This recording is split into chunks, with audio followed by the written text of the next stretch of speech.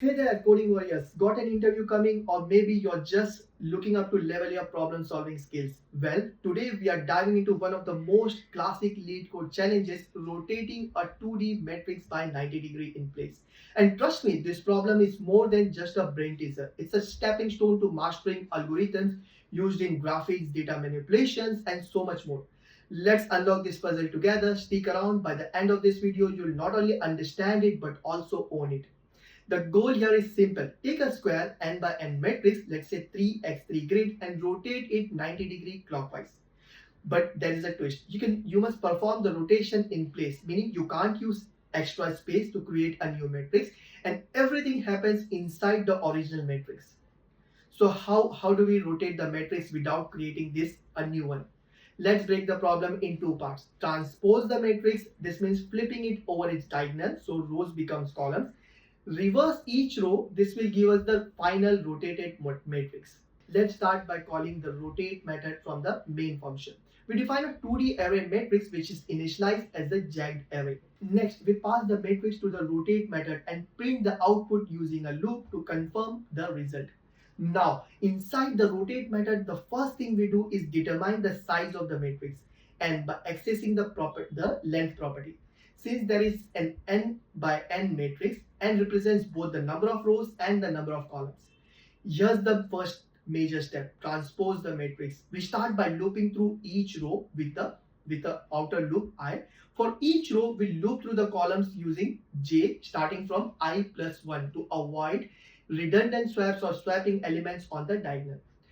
Now let's break it further down. Inside the nested loop, we swap matrix I, j and matrix ji. To do this, we use a temporary variable temp to hold the value of matrix ij. Then we assign matrix ji to matrix ij, and finally we assign temp to matrix ji. This effectively flips the element around the diagonal. We use a simple for loop to iterate all the rows in the matrix. For each row, we call the built-in array.reverse method, which reverses the order of elements in that row. This completes the 90-degree rotation clockwise. Finally, back in the main method, we print the rotated matrix, and that's our solution. With these two simple steps, transpose and reverse, we have efficiently rotated the matrix in place. Perfect for interviews and a great way to sharpen your matrix manipulation skills.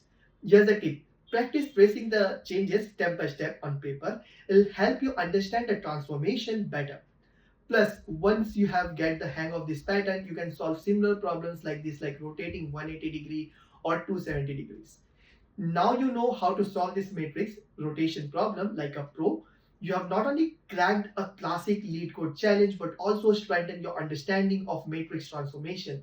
And remember, this isn't just for interviews. It's a skill you can use in the real world applications like image processing or game development.